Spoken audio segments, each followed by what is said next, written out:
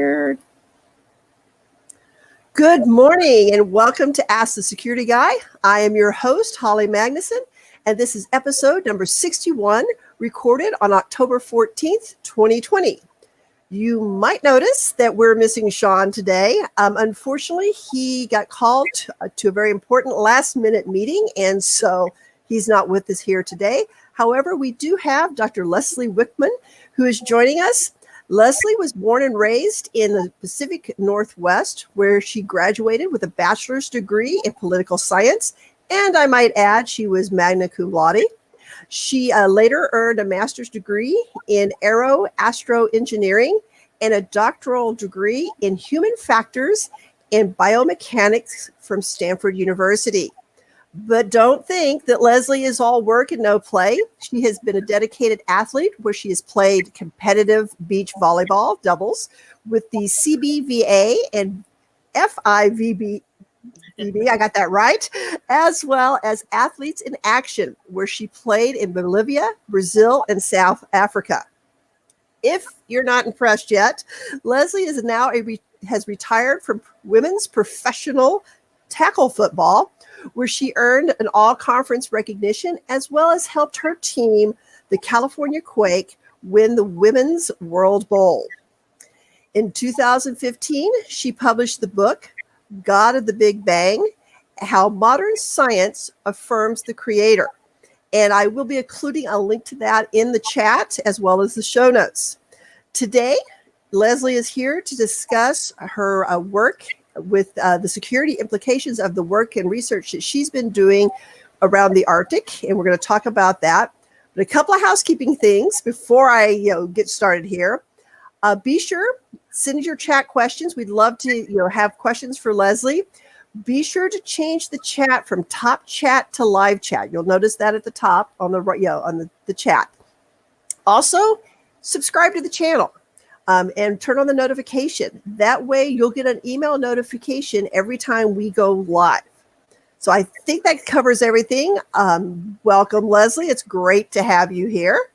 Great to be with you, Holly. A lot of questions, a lot of information. You have lived a very exciting and fun life. And I didn't even, I almost pulled up the picture of you in the astronaut's uniform. So. Well, it has been an interesting adventure and continues to be, right? Yeah. This has been no exception. Yeah, 2020 is the adventure that keeps on giving. Exactly. So today we wanted to talk about the research that you're doing in the Arctic. Could you kind of give us an overview of what that research is about?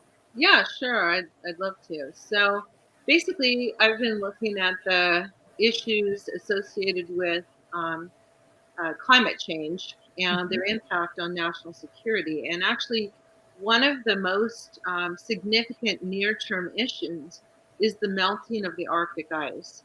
And you might think, well, what does that have to do with national security? But the issue is with the melting of the Arctic ice, the amount of shipping traffic in that region is just increased dramatically. And so we have shipping lanes that are opening up both on the Russian side of the Arctic as well as on the Canadian and US side. And because of that, it's essentially exposing a third continental coastline for North America. So we, as we've always known for as long as the United States has been a country, we've had two main coastlines on the Atlantic and the Pacific, but now we also have the third coastline on the Arctic. And so in terms of border patrol and that sort of thing, it opens up a new frontier for us.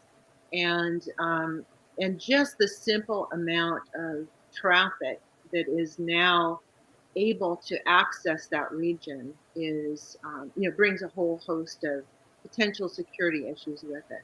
So I've been looking at this for probably the last, 10 years or so, and going to conferences in Canada and Finland. As you can imagine, countries in the north are probably more concerned about these issues affecting the Arctic than much of the world would be.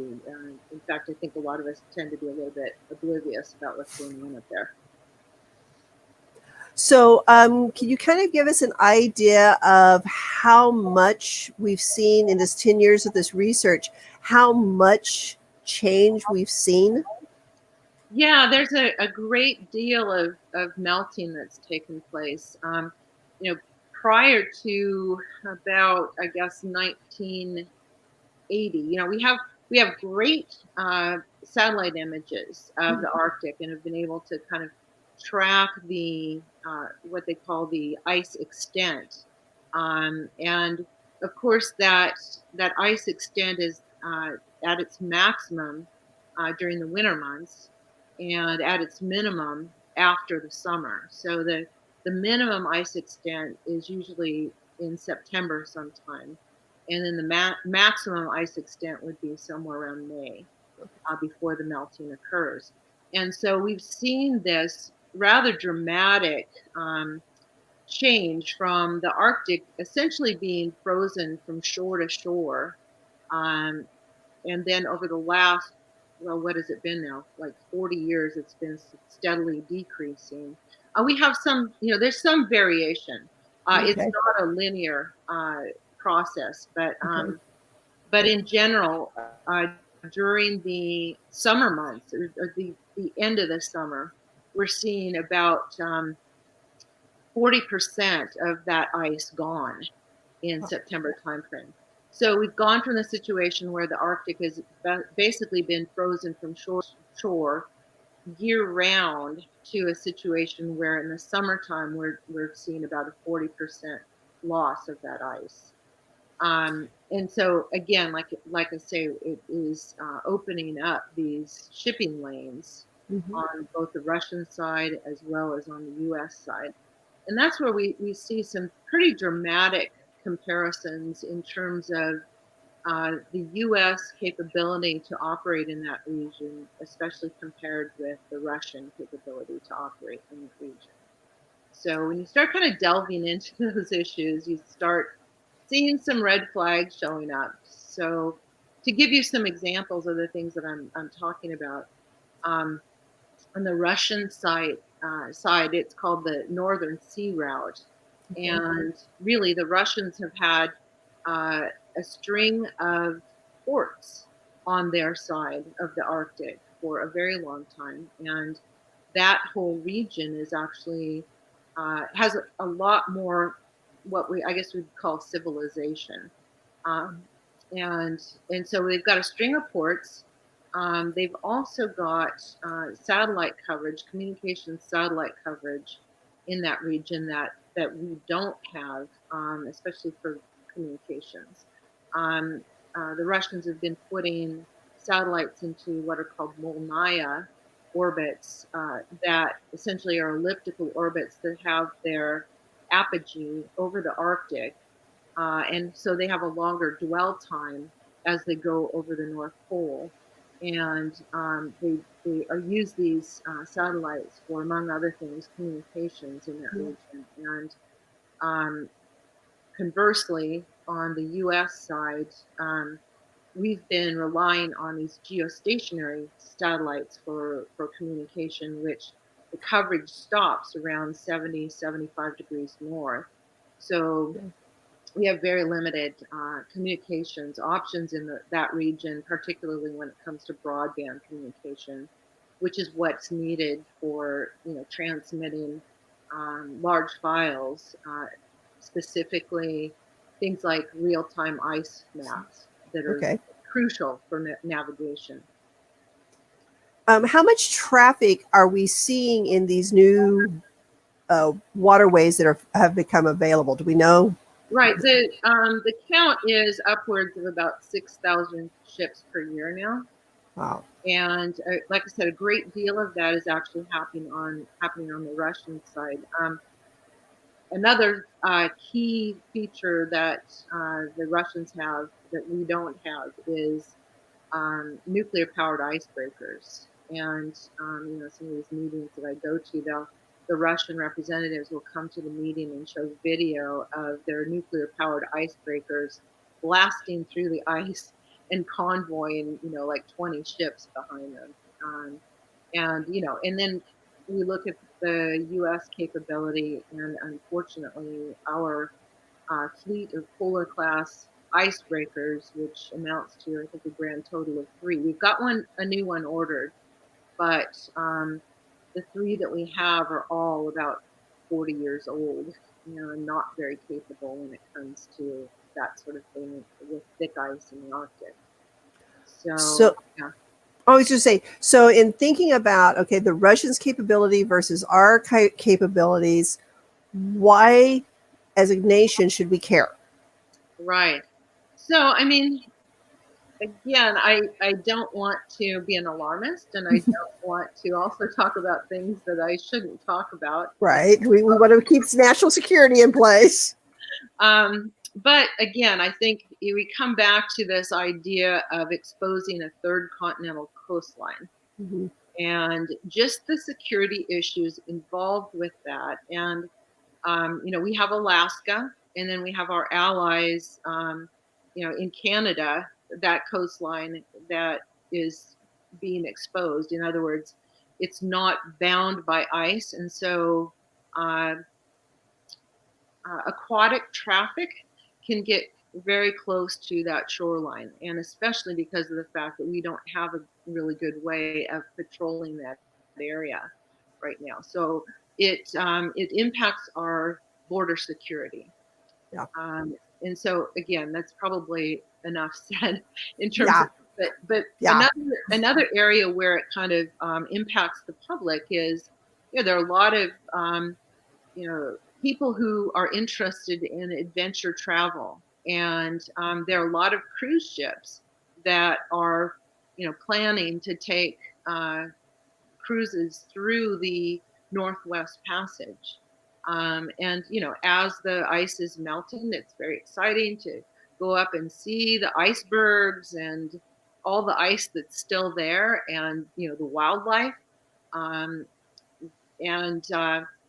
you can imagine a situation, though, it's actually very treacherous up there right now. As the ice continues to melt, it actually forms these ice bridges, and icebergs break off with very little predictability. And so you can imagine one of these cruise ships up there, possibly hitting an iceberg that they don't know about, because again, we don't have broadband capability to transmit real-time ice maps for where these, spontaneous icebergs are showing up. And so you can imagine kind of a Titanic-like situation. Yeah. And again, because of the fact that the U.S. doesn't have a great ice-breaking capability or ports up there, you can imagine a situation where we are in a bad situation in terms of trying to stage a rescue operation. Right. To the extent that we may actually have to call on the Russians to help us. So, yeah. When you were talking about the icebergs and breaking off like that, the first thing I thought of was Titanic. And forgive if this is ignorant on my part, because I'm not a naval person. Do we have concerns that the Russians may be utilizing submarines in that area as well? Or is that something we really can't talk about? We don't probably want to talk about. Okay. Fair enough. Let me give you an example, though. Okay, so back in, I believe it was 2007, the Russians took a submarine down to the seafloor, to the North Pole, below the surface, and planted a Russian flag. Okay, so we know that there are Russian submarines that are active in that area. And that's actually that exercise that they conducted, planting the Russian flag at the North Pole, was essentially claiming their rights to that the seafloor and the Arctic resources, that their continental shelf goes out to the North Pole. And so I probably got ahead of myself. The UN Convention on the Law of the Sea basically says that a nation can extend its territorial borders out from the shore as far as the continental shelf extends. And so by the UN Convention on Law of the Sea, the Russians were within their rights in doing that because the Lomonosov Ridge, which is part of their continental shelf, extends that far. And so it was kind of a publicity stunt, but at the same time, it makes a point. And so there is, though, it's interesting if you look at the kind of underwater contours in that region. You see, each of the Arctic nations has their continental shelf that extends offshore and gives them right to that particular area. But there is an area that's beyond the continental shelves that is kind of in the middle of the Arctic, called the Donut Hole. And that's an area of unclaimed territory. And interestingly, China has recently made the statement they are interested in the resources in that region and feel that they have just as much right as any other country does to them because of the fact that it's beyond the continental shelves and thus is in international waters. So another thing to be thinking about just in terms of what's going on in the Arctic and what are the security implications. There are a lot of resources up there. It's estimated by the USGS that somewhere around 30 to 38% of the world's remaining gas and oil reserves are in the Arctic. So it's a huge amount of natural resources there. There are also a lot of fishing resources in that region, and so it's a very attractive region in terms of natural resources, and there are a lot of countries around the world, Arctic and otherwise, that are very interested in that region. Wow. So what, as we start thinking about how does this potentially impact me as an individual? Right. Well, again, there's I think these, even though it might seem rather abstract, national security is an issue that impacts all of us, of course. And just the idea that, we don't have the resources that we would like to in terms of doing the border patrols is kind of a big deal. Another issue that is kind of generally impactful in all this is the fact that we don't have great broadband communication in that region. And so even the people that live above about 70 degrees north, there are a lot of indigenous peoples that live in that region, and they have very little communications coverage. And we think of we take for granted the fact that we've got internet coverage, in the lower latitudes that is pretty consistent. But there have been times when some of our geostationary satellites have gone out for a period of time, and those whole areas don't have internet at all. And so there are actually a handful of commercial companies now that are working to provide a constellation of satellites that will provide internet coverage. And so from a commercial standpoint, those things are in progress now. SpaceX is working on a constellation. Amazon is working on a constellation. And there are a couple other companies that are proposing such things as well. So it's very interesting. All these things are so intertwined. Another kind of impact of that with these huge constellations of satellites, with basically the goal is to use these huge constellations of small satellites to provide internet and communications coverage for the entire globe. And but some of these constellations, many of these constellations are in the thousands of numbers of satellites that have to be put in space. And it's interesting because the astronomy community is worried about it. Yeah, I saw an article and I was sitting here thinking, I wish I would have read that article because the leader kind of made it say something along the lines is there's too much junk in space or something like that. Right. And so So there's actually two aspects to that. And one is, in terms of astronomy, you've got all these shiny objects in space reflecting light, which makes it hard to observe the things you actually want to look Mhm. at in space.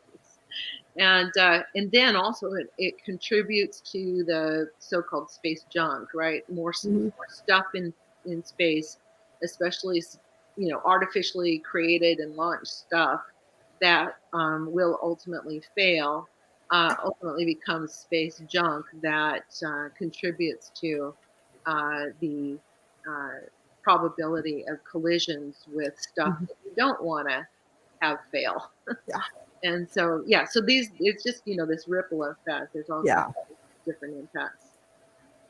So as we wind down, because we will be having another conversation with Leslie, with Shawn here as well, because I'm incredibly disappointed at this last minute thing that had to be dealt with, but it's important. Um, but any last thoughts that you want to leave us with right now? Yeah, I mean, I think this is one of those areas that, again, because of the fact that most of us don't live in Alaska or northern Canada, and so it's something that most of us are probably not up close and personal with and Right. thinking about, right, on a regular basis. But I just, for me, I guess I just encourage people to kind of curious about the world around us and what's going on, Mhm. and being able to kind of think about the impacts of these issues, and the kinds of questions that they raise, and what we should be doing, what our responsibility is to do our part to, for example, I mean, this the Arctic ice is a direct effect of climate change. And Mhm. you know um, as a Christian, I believe that God has given us stewardship for the environment that He's created for us. I mean, we look around in space. My background is in the aerospace industry, and we look around in space, and there's really no good substitute for Earth. No, no, I don't think so. Right. So Um, I just would like to encourage people to be thinking about the fact that there's exactly one planet Earth, and let's try to do our part to protect it. if someone wants to get more information about the Arctic research that you're involved with, where would they look?